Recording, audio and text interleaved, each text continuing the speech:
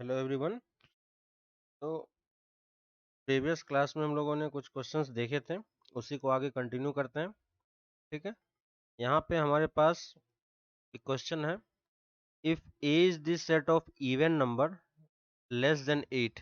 ठीक है, तो हमारे पास जो सेट ए है उसमें हमारे पास सारे इवन नंबर हैं जो कि 8 से कम है। तो कौन कौन से हो जाएंगे? 2, 4 और 6, है ना। और वैसे ही दूसरा सेट डिफाइन किया हुआ है, set is B is a set prime number less than 7। तो लेस देन 7 में प्राइम नंबर कौन कौन सा आता है? तो एक हो गया 2, 3 एंड 5। ठीक है, देन हमें नंबर पूछ रहा है the number of relation from A to B, है ना। तो हमें टोटल नंबर ऑफ रिलेशन चाहिए जो कि डिफाइन किया हुआ है ए से बी में, है ना। तो टोटल नंबर ऑफ रिलेशन कितना होगा? टोटल नंबर ऑफ रिलेशन वही होगा जितने आप ए क्रॉस बी में जितने टोटल सबसेट्स हो सकते हैं, है ना। तो टोटल एलिमेंट हमारे पास कितने हैं? तो टोटल एलिमेंट हमारे पास हो जाएंगे ए क्रॉस बी में जितने एलिमेंट होंगे, है ना। तो number of element in A cross B कितना हो जाएगा? Number of element in A cross B कितना हो जाएगा? ये हो जाएगा 3 × 3, कितना हो जाएगा? 9। तो टोटल नंबर ऑफ सबसेट्स कितने होंगे? जैसे सबसेट्स में आपने कैलकुलेट किया था पावर सेट का, सेम वही है।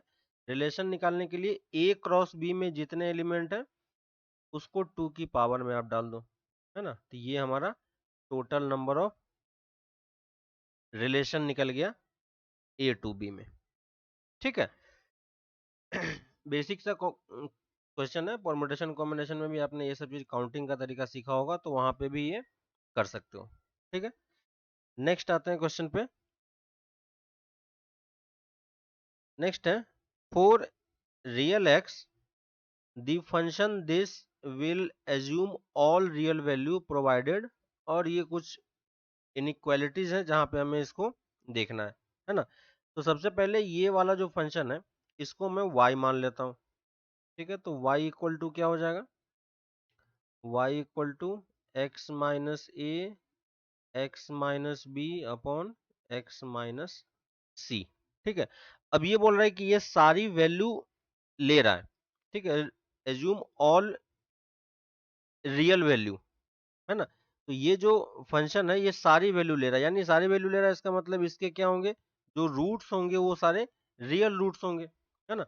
तो अगर मैं इसको क्रॉस मल्टीप्लाई करता हूं तो देखो क्रॉस मल्टीप्लाई करने पे ये क्या दे देगा? इसको जब क्रॉस मल्टीप्लाई करोगे तो क्या हो जाएगा? वाई एक्स माइनस सी वाई। और इस तरफ कितना हो जाएगा? एक्स स्क्वायर माइनस टाइम्स ए प्लस बी इंटू एक्स और प्लस ए बी। ठीक है, यहाँ पे आप ए एक्स स्क्वायर में क्वाड्रेटिक देख सकते हो। ठीक है, तो एक्स स्क्वायर में जब क्वाड्रेटिक बनाओगे तो ये आएगा, और इसको इस तरफ लेके जाएंगे तो ए प्लस बी, है ना। माइनस में ये उधर जाके माइनस आ जाएगा, तो माइनस माइनस प्लस और सारा एक्स हमने बाहर ले लिया। ठीक है, plus a b plus c y equal to 0। तो क्योंकि ये सारी वैल्यू एज्यूम कर रहा है, इसका मतलब इस क्वाड्रेटिक इक्वेशन के रूट्स क्या होने चाहिए? इसके रूट्स रियल होने चाहिए। ठीक है, और रियल रूट्स का क्या कंडीशन होता है? रियल रूट्स का कंडीशन होता है डी की value greater than equal to 0। तो इस क्वाड्रेटिक इक्वेशन का डी क्या हो जाएगा? A plus b plus y b square minus 4a into c, है ना, a इंटू सी। और ये क्या होना चाहिए? Greater than equal to 0। ठीक है, इसके बाद इस इक्वेशन को हम सॉल्व करेंगे और इस इनइक्वालिटी को सॉल्व करेंगे हम। ठीक है, तो इस इनइक्वालिटी को सॉल्व करते हैं। तो देखो यहाँ से क्या बन जाएगा? अब ये जो इक्वेशन आपका फॉर्म होगा ये आपका y में क्वाड्रेटिक फ्रेम हो रहा है कि नहीं? तो यहाँ से देखो अगर y में क्वाड्रेटिक बनाने का ट्राई करते हैं तो इस दोनों पार्ट को अलग कर लेते हैं। a प्लस बी का whole square plus y square plus 2 times a plus b into y. और यहाँ से कितना आ जाएगा? -4ab -4cy greater than equal to 0। ठीक है, यहाँ से y में क्वाड्रेटिक को अलग कर लेते हैं। वाई स्क्वायर यहाँ से y को कलेक्ट कर रहे हैं तो कितना आ जाएगा? प्लस 2 बाहर ले लिया, a plus b minus twice c into y, ठीक है, और ए प्लस बी का होल स्क्वायर माइनस 4ab, ये दोनों मिलके क्या दे देगा, ए माइनस बी का होल स्क्वायर। इसको हम क्या लिख सकते हैं, ए माइनस बी का whole square greater than equal to, यहाँ पे मैंने इस दोनों को कंबाइन कर दिया है, ठीक है, तो ये बन गया। अब देखो ये always greater than equal to zero आ रहा है, ठीक है, तो अगर ये quantity always greater than equal to zero है, तो यहाँ से हम क्या बोल सकते हैं कि जो हमारा डी होगा वो क्या होगा, less than equal to zero होगा, है कि नहीं, क्योंकि ये हर एक y के लिए ट्रू है, तो ये d less than equal to zero होगा, यानी इस इक्वेशन का d हमें लेस देन जीरो करना है, तो इस इक्वेशन का d क्या हो जाएगा, a plus b minus twice c 2 times, है ना, और इस पूरे का whole square minus 4a into c, a की वैल्यू 1 है, ये less than equal to zero, है ना, और यहाँ से आपको अब फैक्टर्स दिख रहे होंगे, ठीक है, देखो ए स्क्वायर माइनस बी स्क्वायर का फॉर्मूला यूज कर सकते हैं, और 4 को यहाँ से आप कैंसिल भी कर सकते हो, तो ये एक्चुअली में क्या हो जाएगा, a plus b minus c का whole square minus a minus b का whole square less than equal to zero, और यहाँ पे देखो ए प्लस बी अगर यूज करते हैं तो फर्स्ट कितना हो जाएगा, a twice a b cancel हो जाएगा, माइनस ट्वाइस सी, फर्स्ट में ए प्लस बी लगाया, इंटू ए माइनस बी करेंगे तो twice b minus twice c, ठीक है, ए कैंसिल हो जाएगा, और ये term less than equal to zero, और इससे हम क्या लिख सकते हैं, ए माइनस सी और b minus c less than equal to zero, है ना। और अगर अब देखो इनइक्वालिटी हमें किसके बारे में पूछ रहा है, फर्स्ट वाले में देखो ए और सी और बी बीच में है, इसमें इसमें भी बी बीच में है, और इसमें सी बीच में है, यानी ए और बी को हमें बाहर रखना है ना, तो इसको इस तरीके से आप कर सकते हो कि इस वाले में अगर मैं इसको इस तरीके से भी आप कर सकते हो, less than equal to zero, ठीक है, सी को अगर आप वेरिएबल की तरह एज्यूम कर लो तो इसमें हम वे भी कर्व भी ड्रॉ कर सकते हैं, तो सी आपका कहाँ पे लाई करेगा, इसके बीच में लाई करेगा, है ना, तो सी की वैल्यू क्या होनी चाहिए, बी से ए के बीच में लाई करनी चाहिए, तो कौन सा ऑप्शन आ जाएगा, कौन सा ऑप्शन आ जाएगा, सी की वैल्यू बी से ए के बीच में, है ना, तो यहाँ से देखो हमें ये नहीं पता कि बी ए से बड़ा है या छोटा है, तो अगर इस केस में हम ये एज्यूम करके चले बी ग्रेटर देन ए, तो ये वाला होगा, और अगर ए ग्रेटर देन बी होगा तो उस केस में हम क्या लिख पाएंगे, बी की value less than equal to a, ठीक है, तो दोनों में से जो भी ऑप्शन जो भी पार्ट ऑप्शन में होगा उसको हम मार्क कर सकते हैं, है ना, तो यहाँ पे आप देखोगे सिर्फ ये वाला ऑप्शन ही अवेलेबल है ना, तो इसको हम इस तरीके से क्रॉस चेक करके आप देख सकते हो, ठीक है, नेक्स्ट आते हैं, इस क्वेश्चन पे बोल रहा है OPQR is the square and MN are the midpoint of the side PQ and PQR respectively. Then the ratio of the area of triangle square and the triangle OMN. ठीक है, तो थोड़ा सा कॉम्प्लिकेशन अगर हम नहीं बढ़ाते हैं, ठीक है, और चाहते हैं कि क्वेश्चन जल्दी सॉल्व हो जाए, तो आप इन जनरल पॉइंट लेने से बेटर है कि एक को हम ओरिजिन ही एज्यूम कर लें, ठीक है, तो जो O पॉइंट है उसको मैं ओरिजिन मान ले रहा हूँ, ठीक है, और ये क्योंकि स्क्वायर है तो ये इस टाइप का एक ओरिजिन को लेके हम इस तरीके का एक स्क्वायर बना सकते हैं, ठीक है, स्क्वायर का लेंथ हमें नहीं दिया हुआ है, तो अगर मैं इस पॉइंट को a,0 मान लूँ तो सारे पॉइंट्स का लोकेशन आप इजिली निकाल सकते हो, है ना, m और n हमें दिया हुआ है, और इस पॉइंट का लोकेशन आप p q और r इस तरीके से मार्किंग भी कर सकते हो, m और n जो है वो P Q and Q R का मिड पॉइंट है, तो पी क्यू का मिड पॉइंट ये हो गया m, एंड क्यू आर का मिड पॉइंट n हो गया, ठीक है, इसको अगर हम ज्वाइन करेंगे तो ये कुछ ऐसा फॉर्म बनेगा, ठीक है, ये हमारा हो गया ट्रायंगल ओ एम एन, तो इसी एरिया की बात कर रहा है। ठीक है, अब अगर क्योंकि ये मिड पॉइंट है तो इसका हम लोकेशन भी लिख सकते हैं। इसका लोकेशन कितना हो जाएगा, a/2 कॉमा ए, और इस पॉइंट का लोकेशन कितना हो जाएगा, a कॉमा a/2। ठीक है, तो सारे वर्टिसेस का हमें लोकेशन पता है। अब अगर हम स्क्वायर की बात करें, रेशियो निकालना है हमें, area of square O P Q R divided by area of triangle, triangle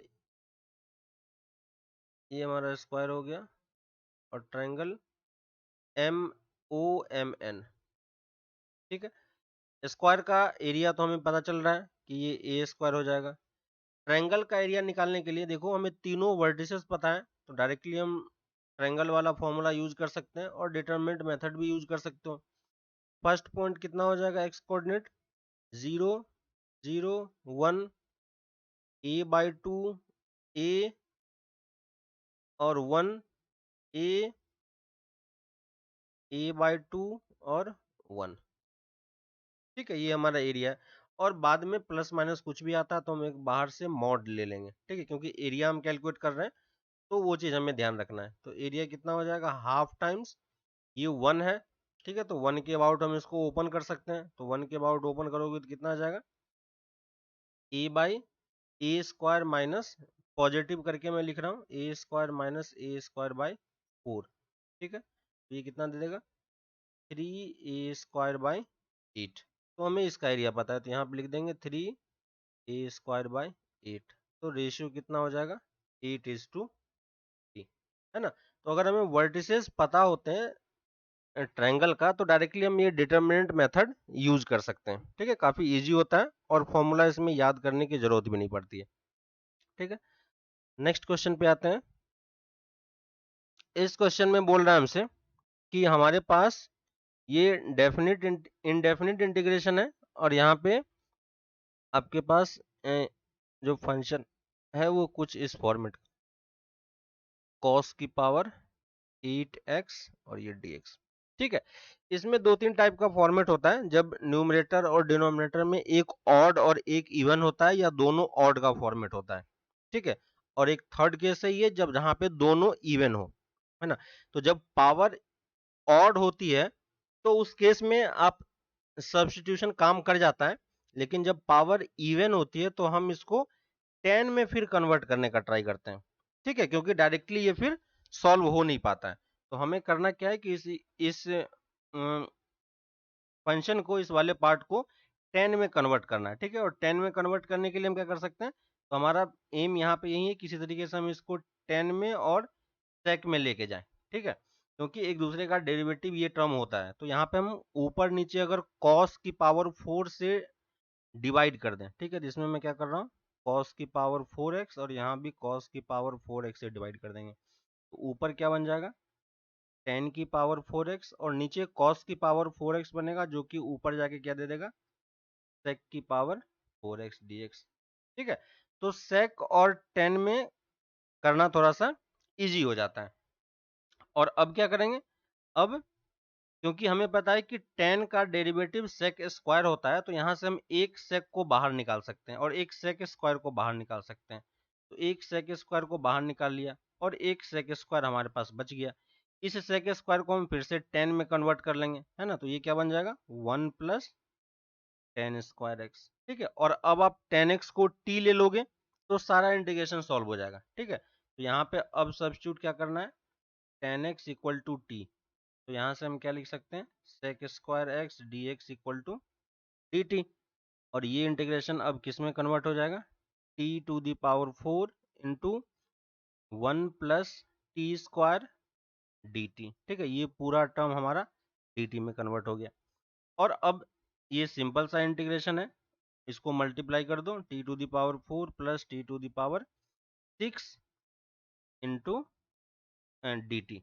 ठीक है, और अब देखो ये इंटीग्रेशन क्या हो जाएगा, अलग अलग सेपरेट कर दो, प्लस t⁴ 6 dt। और ये कितना दे देगा, t⁵/5 प्लस t⁵ 7/7, और एक कांस्टेंट ऐड कर देंगे।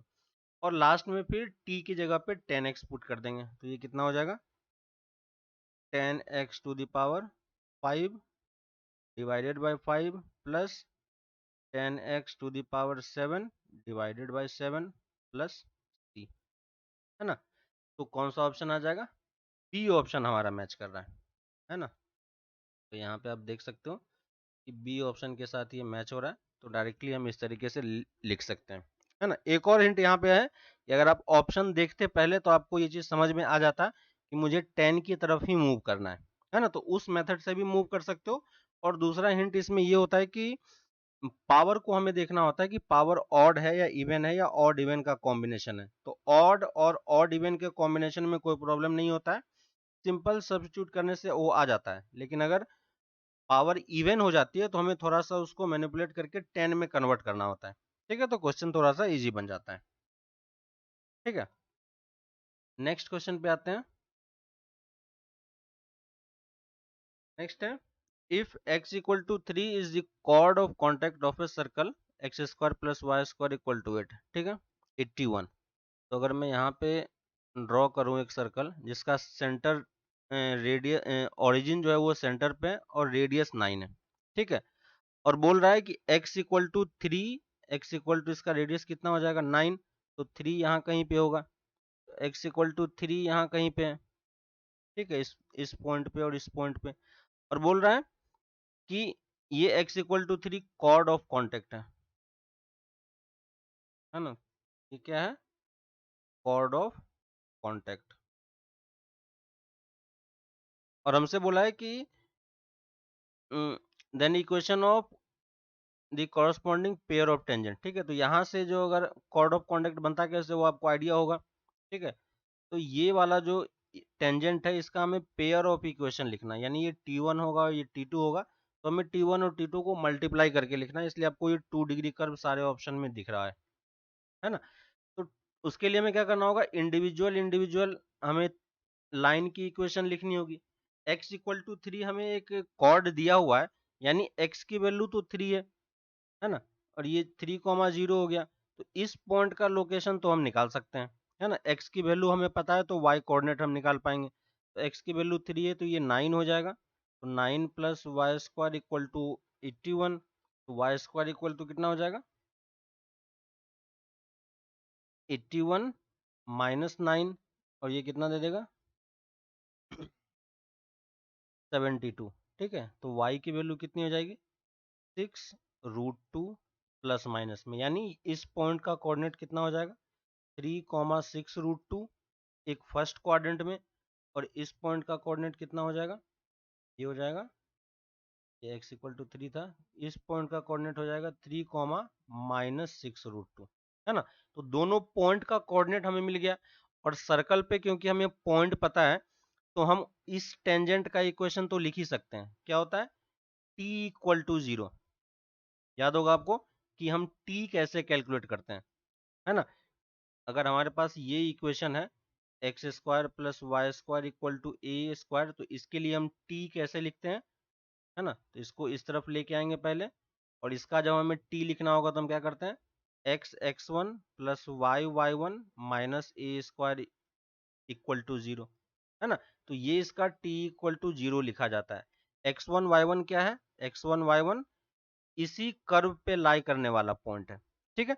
तो सेम मेथड हम यहाँ पे यूज करेंगे क्योंकि हमें कर्व पे पॉइंट पता है, तो इसी पॉइंट पे और इस कर्व का इक्वेशन भी हमें पता है ना, इस कर्व का इक्वेशन भी हमें दिया हुआ है, तो हम इसी इक्वेशन को यूज करके इस पॉइंट पे इक्वेशन लिख रहे हैं। तो x square plus y square minus 81 equal to 0, तो इसके लिए T1 और T2 आप निकाल सकते हो। तो पहला टेंजेंट का इक्वेशन क्या होगा, अगर फर्स्ट क्वाड्रेंट वाले पॉइंट पे लिखें तो कितना दे देगा 3x प्लस 6√2y, x1 और y1 के जगह पे मैं पॉइंट पुट कर रहा हूँ, बाकी सब कुछ सेम है, 81 इक्वल टू 0, है ना। तो ये फर्स्ट टेंजेंट हो गया, और दूसरा टेंजेंट हम क्या लिख पाएंगे 3x minus 6√2y minus 81 equal to 0, ठीक है। यहाँ से देखो इसमें से 3 कॉमन आ रहा है, तो पहला वाला इक्वेशन क्या हो जाएगा x प्लस 2√2y और यहाँ से -27, ठीक है। और दूसरा वाला इक्वेशन क्या हो जाएगा, x minus 2√2y -27 equal to 0, ठीक है। इस दोनों को मल्टीप्लाई करोगे, वही आपका एक ऑप्शन मैच करेगा, ठीक है। यहाँ से देखो a square minus b square का फॉर्मूला यूज कर सकते हैं। अगर इस x माइनस 27 को हम कंबाइन कर दें तो ये क्या बन जाएगा, x माइनस 27 का होल स्क्वायर माइनस 2√2y का होल स्क्वायर इक्वल टू 0, ठीक है। और यही हमारा इक्वेशन है, बस इसको आपको सिंप्लीफाई करना है। तो ये कितना दे देगा, एक्स स्क्वायर और यहाँ से कितना हो जाएगा 8y माइनस 8y स्क्वायर और यहाँ से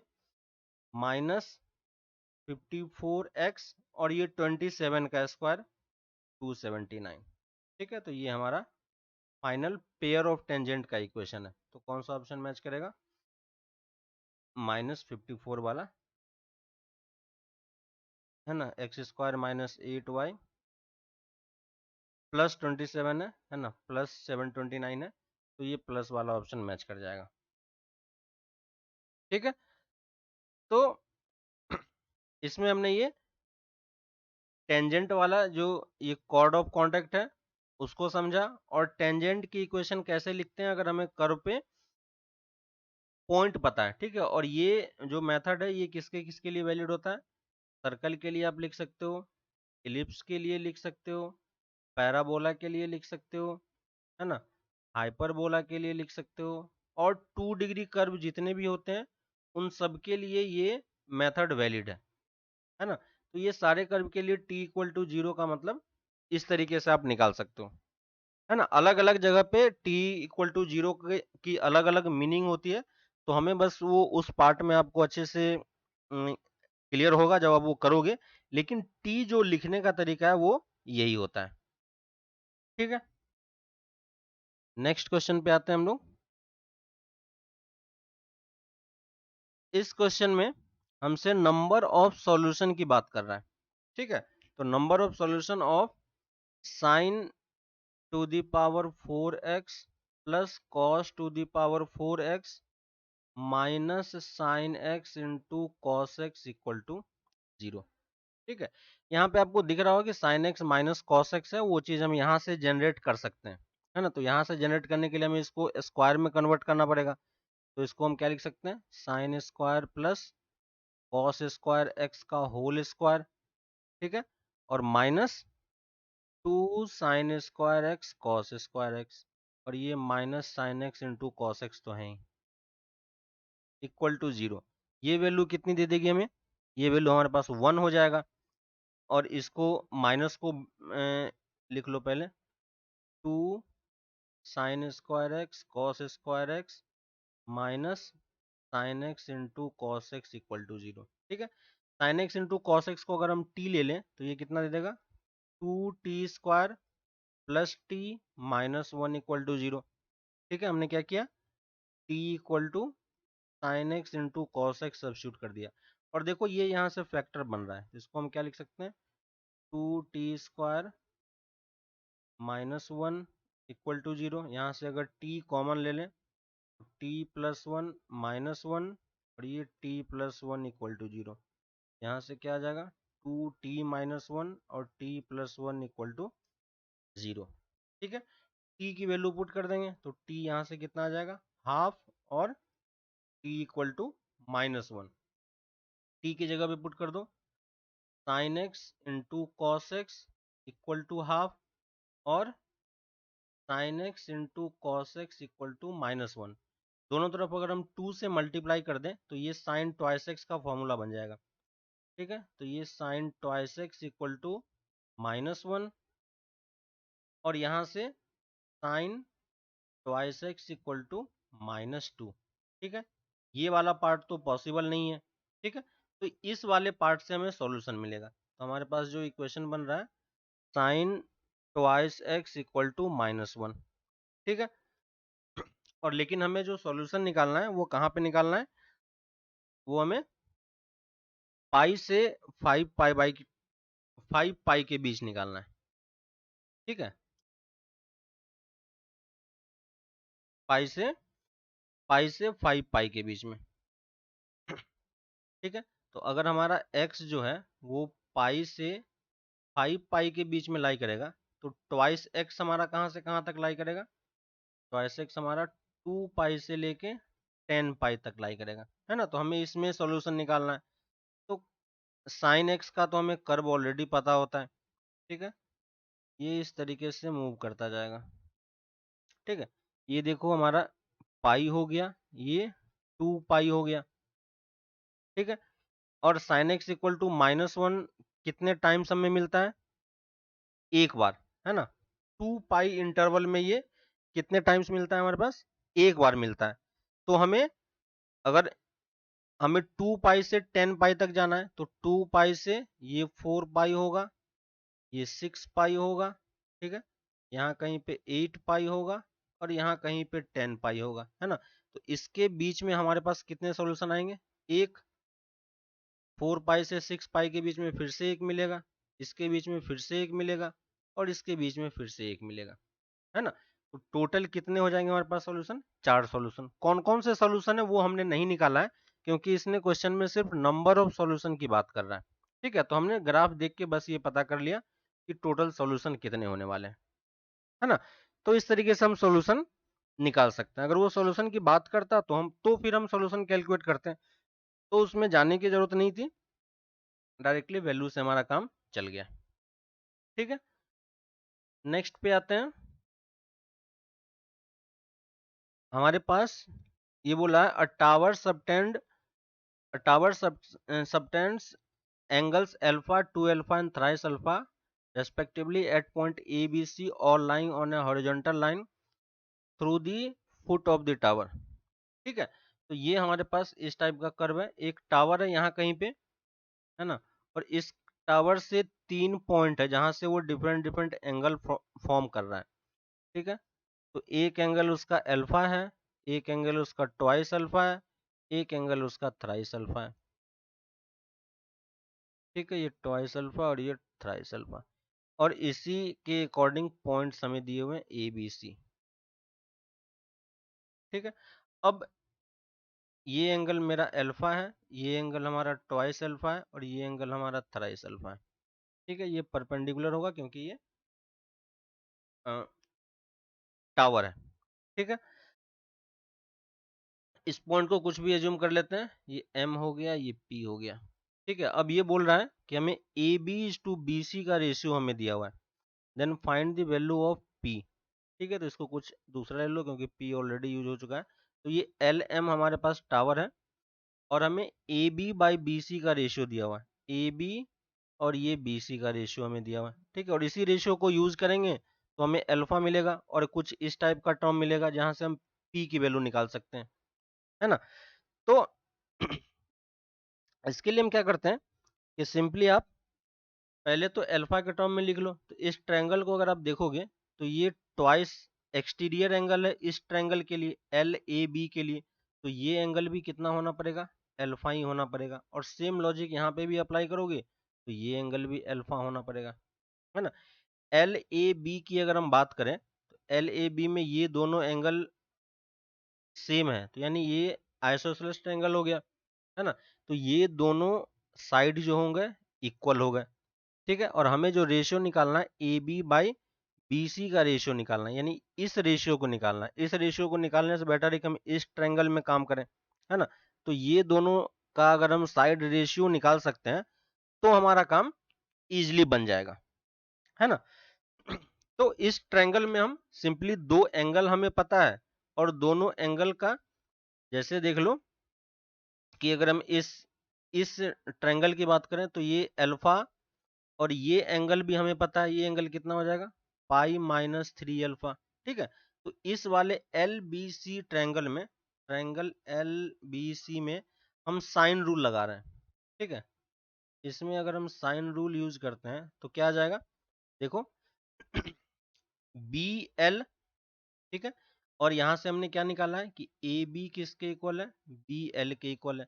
तो इस ट्रायंगल में देखो B L by sine of pi minus 3 alpha equal to किसके इक्वल होगा? B C by sine alpha के, है ना। और साइन पाई माइनस 3 अल्फा भी साइन 3 अल्फा ही होगा। यहाँ से क्या हो जाएगा, B L by B C की वैल्यू कितनी हो जाएगी, sine 3 alpha by sine alpha. और बी एल ही किसके इक्वल है, ए बी के, तो ये किसके इक्वल हो जाएगा, A B by B C. यानी इस पार्ट को हमें सॉल्व करना है। साइन 3 अल्फा का फॉर्मूला यूज कर लो, क्या होता है, 3 sin alpha minus 4 sin cube alpha divided by sine alpha. एक साइन अल्फा का टर्म कैंसिल हो जाएगा, तो ये हो जाएगा 3 - 4 sin² अल्फा। क्योंकि हमें कॉस के टर्म में चाहिए, तो हम इस साइन स्क्वायर को कॉस में कन्वर्ट कर सकते हैं, डबल एंगल वाला फॉर्मूला, है ना। तो ये क्या हो जाएगा, साइन माइनस 3 - 2 sin² अल्फा, तो 2 एक बच जाएगा, और ये कितना हो जाएगा, 1 - cos ट्वाइस अल्फा। ठीक है, और इसको सॉल्व करेंगे तो 3 - 2 प्लस cos 2 अल्फा, और यहाँ पे भी 2 आएगा, तो ये 1 + 2 cos 2 अल्फा। और इसके साथ जब कंपेयर करेंगे तो ये 1 + p cos p अल्फा है, तो p की वैल्यू कितनी हो गई, 2 के इक्वल हो गई। ठीक है, तो यहाँ पे 2 हम यूज कर सकते हैं, है ना। तो सिंपल सा बस ट्रायंगल हमें दिया हुआ था और हमने साइन रूल यूज करके रेशियो हमें निकालना है ना, तो हम वो चीज यूज कर सकते हैं। ठीक है, नेक्स्ट आते हैं हम लोग नेक्स्ट क्वेश्चन पे। नेक्स्ट है हमारे पास ये इनवर्स ट्रिगोनोमेट्री का क्वेश्चन है ना। यहाँ पे देखो, sine inverse of sin 8 minus ten inverse of tan 8 plus ये टर्म कुछ दिया हुआ है। ठीक है, तो यहाँ पे देखो, जो जो टर्म है उसकी वैल्यू हम इंडिविजुअली कैलकुलेट करते हैं और फिर उसकी वैल्यू लिखने का ट्राई करेंगे। ठीक है, तो यहाँ पे देखो, साइन इनवर्स ऑफ sin 8, इसकी वैल्यू हमें निकालनी है, tan inverse of tan cos inverse of cos 12, sec inverse of sec 9, cot inverse of, ठीक है, इसने सारे ट्रिगोनोमेट्रिक इनवर्स ट्रिगोनोमेट्रिक फंक्शन आपको दे रखा है। ठीक है, और इसका एम बस यही है कि आप ये चीज पता कर पाओ कि इसको आप किस तरीके से लिखते हो। ठीक है, सारे, क्योंकि इनवर्स ट्रिगोनोमेट्रिक फंक्शन है, तो आपको याद होगा कि sine inverse of sine x की वैल्यू कितनी होती है, एक्स होती है ना। लेकिन एक चीज और ध्यान रखना है कि ये जो एक्स है ये कहाँ पे लाई करना चाहिए, ये जो x है ये कहाँ पे लाई करना चाहिए, -π/2 से π/2 के बीच में, है ना। तो उस प्रॉपर्टी, यानी हम डायरेक्टली इसको x के इक्वल नहीं लिखेंगे, है ना। अगर आप डायरेक्टली यूज करते हो, और आपको पता है कि क्योंकि दोनों इनवर्स है, डायरेक्टली हम इसको 8 10 12 इस तरीके से नहीं लिख पाएंगे, है ना। क्योंकि ये जो एंगल है ये डायरेक्टली उस पर्टिकुलर इंटरवल में लाई नहीं कर पा रहा है। तो उसके लिए हम क्या करते हैं, पहले आप क्वाड्रेंट ड्रॉ कर लो। ठीक है, और 8 देखो आपका कहाँ पे लाई करेगा। ठीक है, तो इसको कैलकुलेट करने के लिए आप सिंपली देखो कि हमें पाई की वैल्यू पता है, क्योंकि ये रेडियन में दिया हुआ है ना। तो पाई की अप्रोक्सीमेट वैल्यू कितनी होती है, 3.14। 2 पाई की अप्रोक्सीमेट वैल्यू कितनी हो जाएगी, 6.28। ठीक है, 3 पाई की अप्रोक्सीमेट वैल्यू कितनी हो जाएगी, 9.42। और 4 पाई की अप्रोक्सीमेट वैल्यू कितनी हो जाएगी, 12.56, है ना। हम इस पॉइंट तक जा रहे हैं क्योंकि मैक्सिमम वैल्यू हमें 12 दिख रही है ना, और यहाँ पे देख सकते हो मैक्सिमम 12 तक है। तो ये जितनी भी वैल्यू है ये सब इसी पाई 2 पाई 3 पाई के आसपास है। ठीक है, तो पहली वाली वैल्यू हम चेक करते हैं, पहली वाली वैल्यू जो 8 है, तो क्या बता सकते हो कि 8 किस क्वाड्रेंट में लाई करेगा, तो 8 की वैल्यू कितनी होगी, 3 पाई से कम होगा, है ना। तो 3 पाई कहाँ पे लाई करता है, ये 0 हो गया, ये π/2, ये पाई, ये 3 π/2, और ये 2 पाई, है ना। तो ये 1 पाई 2 पाई और 3 पाई, तो 3 पाई कहाँ पे आ जाएगा, इसी वाले पॉइंट पे। तो ये ऑड वाला सारा टर्म यहाँ पे लाई करेगा, है ना। तो 3 पाई यहाँ पे है। अब हमें जो 8 की वैल्यू है वो 9.42 से कम है, यानी इस लाइन से कहीं ना कहीं पीछे होगा, है ना। तो ये 8 जो है वो कहाँ पे लाई कर रहा होगा, 8 जो है वो सेकेंड क्वाड्रेंट में लाई कर रहा है। ठीक है, 8 सेकेंड क्वाड्रेंट में लाई नहीं कर रहा है, 8 की वैल्यू तो एक्चुअली में 2 पाई और 3 पाई के बीच में कहीं लाई पड़ेगी, लेकिन इस एंगल को अगर हम इस क्वाड्रेंट में लाएं तो क्वाड्रेंट के बेसिस पे हम बोल सकते हैं कि ये सेकेंड क्वाड्रेंट में लाई कर रहा है, ठीक है ना। और हमें पता है कि sine inverse of sine x की वैल्यू एक्स के इक्वल तब होगी जब ये पाई से -π/2 से π/2 के बीच में लाई कर रहा होगा, है ना। तो उस लॉजिक को हमें यहाँ पे यूज करना है। तो सबसे पहले तो हमें ये दिख रहा है कि ये 3 पाई से कम है और हमें साइन का जो सिंबल है पॉजिटिव साइन उसको हमें सेम रखना है। तो इसी चीज को मैं क्या लिख सकता हूं, साइन तो है ही, 8 के लिए हम क्या यूज कर सकते हैं, क्योंकि हमें इसी क्वाड्रेंट में रहना है तो 3 पाई में से मुझे माइनस करना पड़ेगा, है ना, क्योंकि ये 3 पाई से कम है। तो इसको मैं क्या लिख सकता हूँ, 3 पाई माइनस थीटा, है ना। और थीटा हमें इस तरीके से लिखना है कि फिर से मुझे 8 ही मिले, है कि नहीं। तो यहाँ पे थीटा को हम कितना लिख पाएंगे, 3 पाई माइनस 8। ये समझ में आ रहा है क्या, 3 पाई ऑफ 3 पाई माइनस 8 हमने क्यों लिखा, है ना, क्योंकि यहाँ पे देखो ये माइनस को ओपन करोगे तो आपको फिर से 8 ही मिलने वाला है ना। तो ये चीज हमें थोड़ा सा ध्यान रखना है। और हमें अब पता है कि इस चीज को हम क्या लिख सकते हैं, साइन ऑफ, है ना, इस चीज को हम क्या लिख पाएंगे, sine inverse of sine of 3 pi minus theta हमें कितना दे देगा, 3 पाई माइनस 8, ठीक है। और अब हम इसकी वैल्यू कितनी लिख सकते हैं, 3 पाई माइनस 8, है ना। तो यहां से ये बाहर निकल के 3 पाई माइनस 8 दे देगा। क्लियर है ना। तो इस तरीके से हम इसको यहाँ पे चेक कर पा रहे हैं, ठीक है। तो ये वैल्यू जो फाइनली ये निकल के आएगी ये कितनी आ जाएगी, 3 पाई माइनस 8 आपको दे देगा, है ना। तो ये हमने बस चेक किया है, बस हमें ये ध्यान रखना है कि क्वाड्रेंट सही होना चाहिए, ठीक है। नेक्स्ट इस वाले पे आ जाते हैं, 10 पे।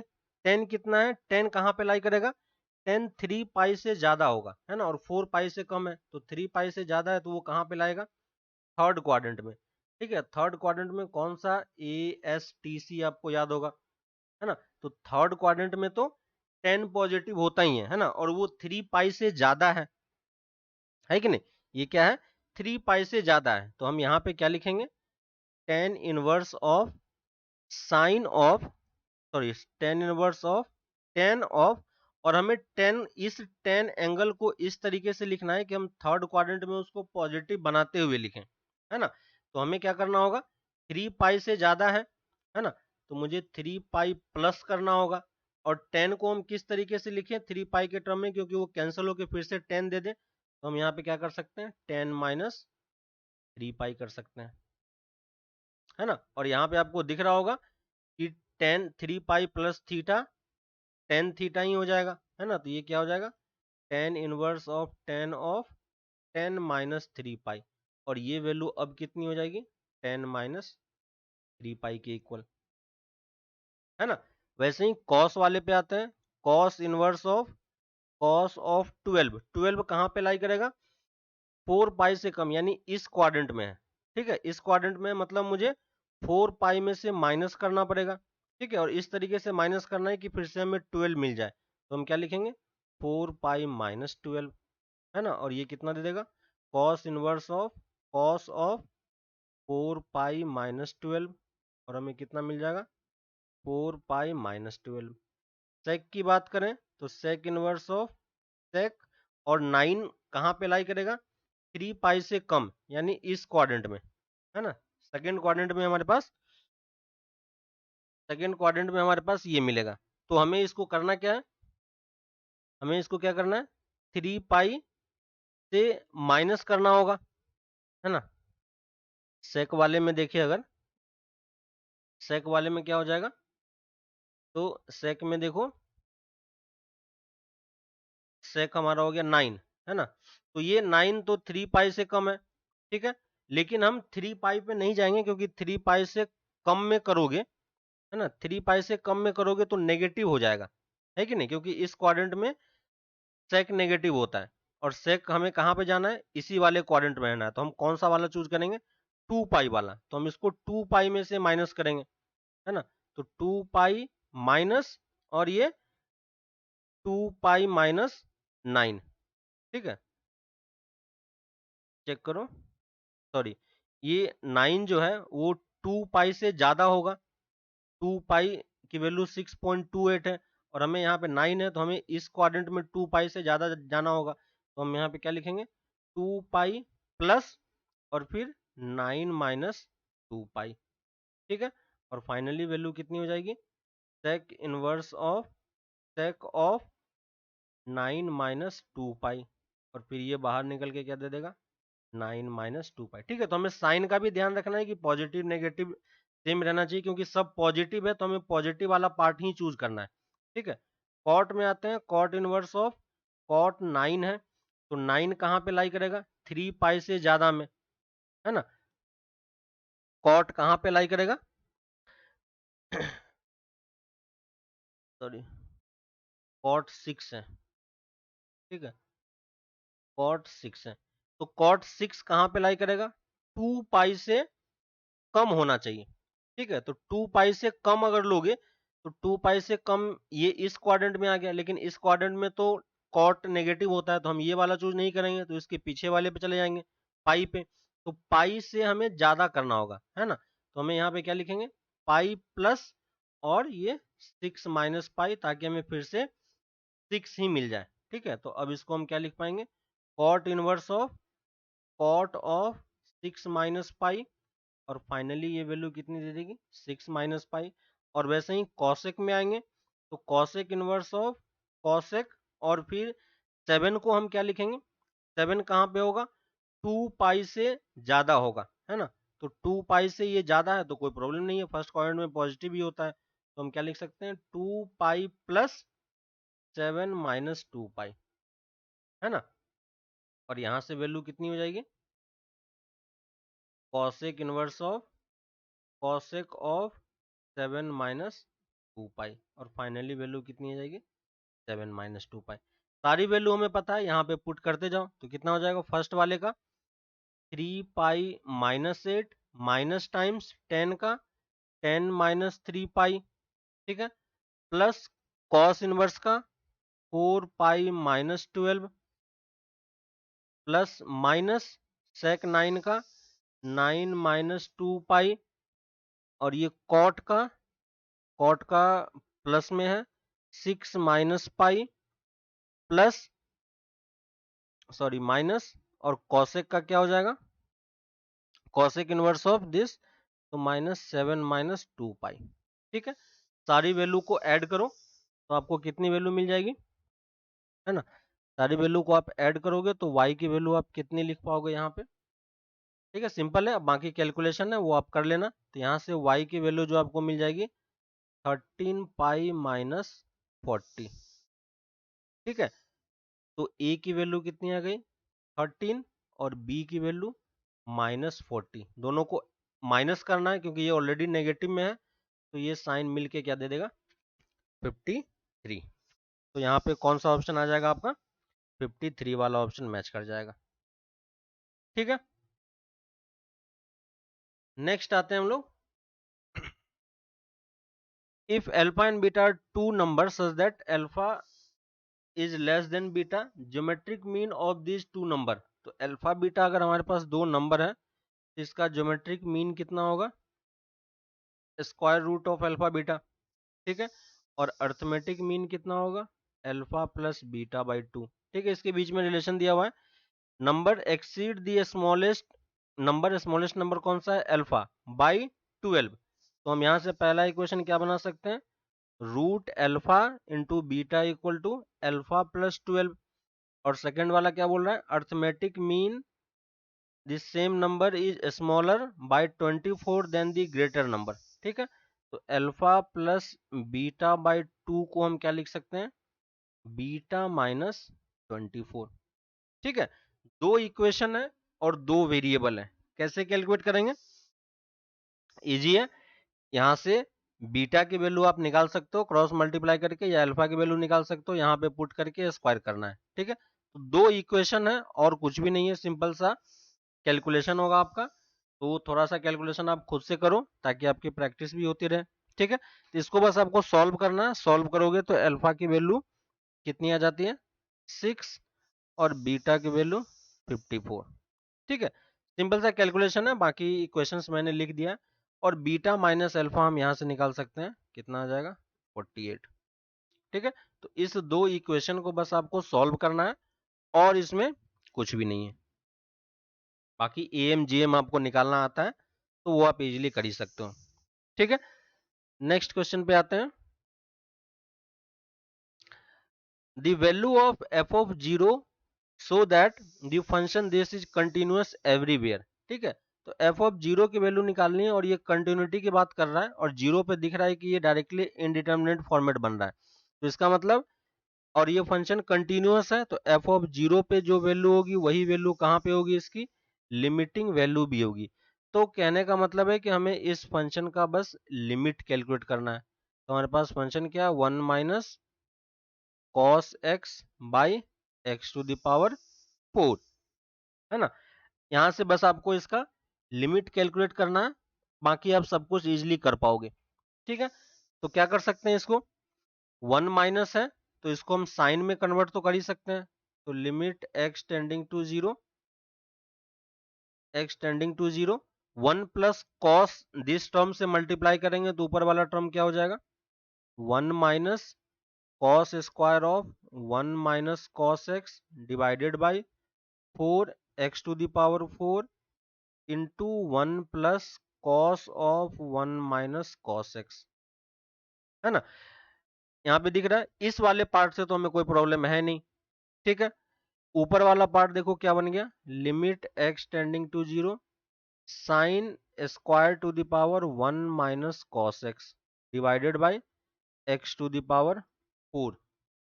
ठीक है, और ये वाला पार्ट तो कोई प्रॉब्लम क्रिएट नहीं करना है, तो cos x into 1 minus cos x. ठीक है, यहां तक आ गए। अब क्या करेंगे, अब फिर से इसको हम थोड़ा सा कन्वर्ट कर लें। ठीक है, तो अब साइन स्क्वायर का टर्म आ गया तो साइन स्क्वायर को तो हम एडजस्ट कर ही सकते हैं। तो limit x tending to zero sine of 1 minus cos x, और इसको हम अगर 1 माइनस कॉस एक्स से मल्टीप्लाई डिवाइड कर दें, ठीक है, 1 माइनस कॉस एक्स और 1 माइनस कॉस एक्स से मल्टीप्लाई, और स्क्वायर से करना पड़ेगा क्योंकि साइन के साथ स्क्वायर लगा हुआ है। ठीक है, और divided by x to the power 4, और ये टर्म तो कोई दिक्कत नहीं है, बार बार हमें लिखना पड़ेगा, और आप इसकी वैल्यू कैलकुलेट करके एक साथ अलग कर भी सकते हो। ठीक है, यहाँ पे देखो कॉस की वैल्यू अगर 1 हो जाएगी तो ये 0 0 1 ये 2 दे देगा फाइनली। ठीक है, तो इस पार्ट को हम बार बार नहीं लिख के डायरेक्टली हम इसकी वैल्यू कैलकुलेट करके लिख देते हैं। सब्जेक्टिवली अगर आपको लिख के देखना है कि कैसे वैल्यू होती है तो हम इसकी वैल्यू सबसे लास्ट में कैलकुलेट करेंगे, लेकिन फिलहाल क्योंकि हम ऑब्जेक्टिव क्वेश्चन कर रहे हैं, कैलकुलेशन हमें नहीं शो करना है, तो हम ये चीज समझ सकते हैं। और यहाँ से ये चीज भी समझ सकते हो कि ये लिमिटिंग वैल्यू भी कितनी दे देगी हमें, 1 दे देगी।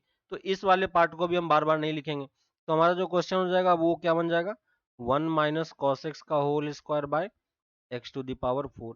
1 माइनस कॉस एक्स हमें पता है क्या हो जाता है, 1 minus cos x equal to 2, तो ये हाफ हो गया, limit x tending to zero 2 sine square x का होल स्क्वायर, है ना, तो ये कितना दे देगा 4, ये हमें 4 दे देगा। ठीक है, और ये साइन टू द पावर 4 आ जाएगा, है ना, डिवाइडेड बाय कितना आ जाएगा, एक्स टू द पावर 4। ठीक है, ये हमारा एक्स टू द पावर 4 आ गया। अब देखो वैल्यू कितनी आ जाएगी, अब वैल्यू कितनी आ जाएगी, तो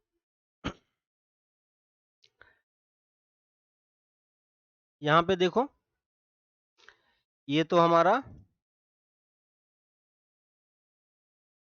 सॉरी यहाँ पे एक, इसको जब हाफ एंगल में कन्वर्ट करेंगे तो यहाँ पे ये कितना दे देगा, x/2 आ जाएगा। ठीक ना, तो ये x/2 है और ये पावर 4 है, तो इसको मैं सबको होल में पावर 4 ले लेता हूँ। ठीक है, हाफ एंगल है तो हाफ एंगल को भी थोड़ा सा हाफ से मल्टीप्लाई डिवाइड कर रहे हैं, और 2 टू द पावर 4 बाहर आ गया, तो 2 टू द पावर 4 कितना दे देगा,